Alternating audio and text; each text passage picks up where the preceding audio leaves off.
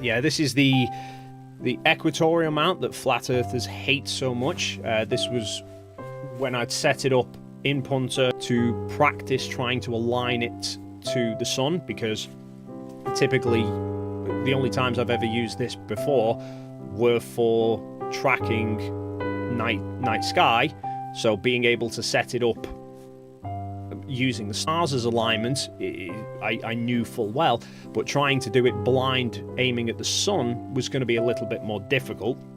And then I couldn't actually get it to, initially it just wasn't following the sun properly, and I couldn't fathom why. And then I remembered out of habit I'd left it set to star rather than solar because I'm a muppet. But once I remembered to change it to the right rotation speed, it worked absolutely fine. Now, I know I've seen a flat earther somewhere asking, why did I bother?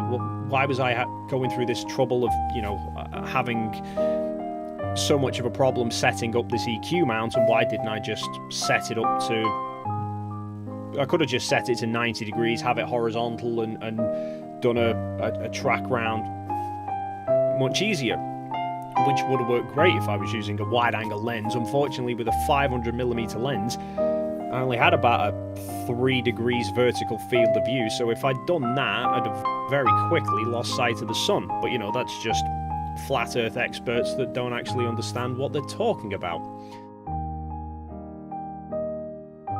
One definitive point, I think, that proves it best is that the video that I did recently about the equatorial mount used at the equator on the equinox. Now, the fact that in the middle of the night it tracks the sun perfectly through the day, and then in the middle of the night it's pointing down at the ground.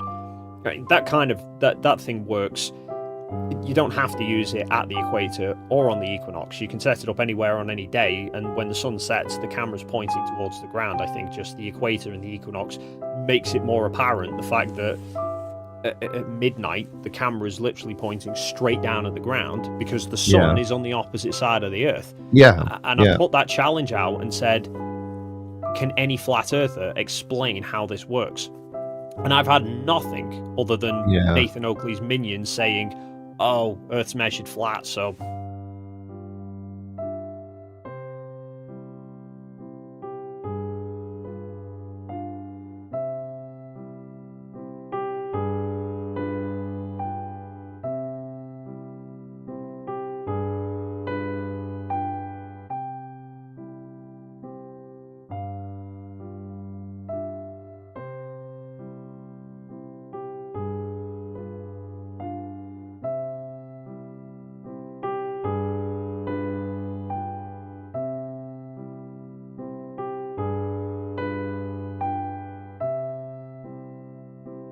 because I'm a muppet.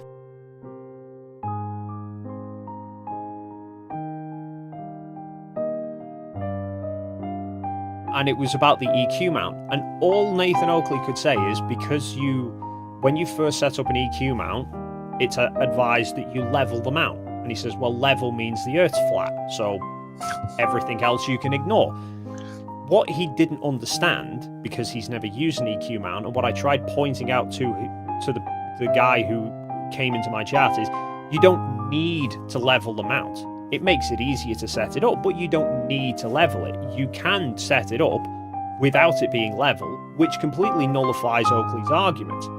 Yeah. The guy couldn't wrap his head around that. He's like, no, you have to level it. Like it says in the instruction manual, you don't have to.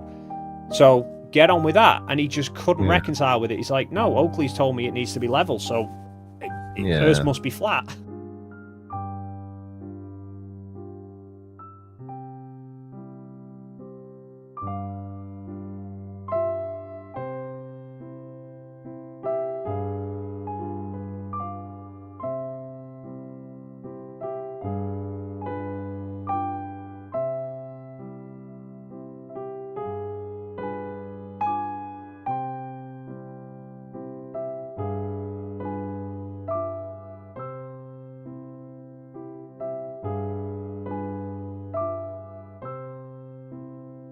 You can set it up anywhere on any day, and when the sun sets, the camera's pointing towards the ground.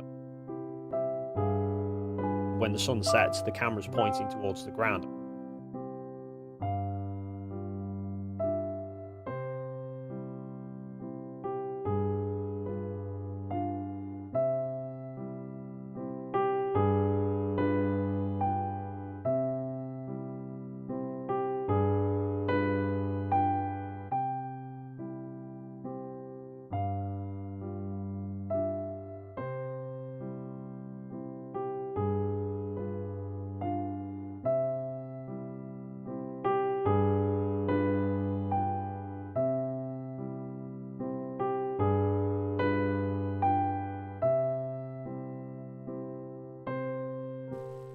I could have just set it to 90 degrees, have it horizontal, and done a track round much easier, which would have worked great if I was using a wide-angle lens. Unfortunately, with a 500mm lens, I only had about a 3 degrees vertical field of view, so if I'd done that, I'd have very quickly lost sight of the sun. But you know, that's just flat earth experts that don't actually understand what they're talking about.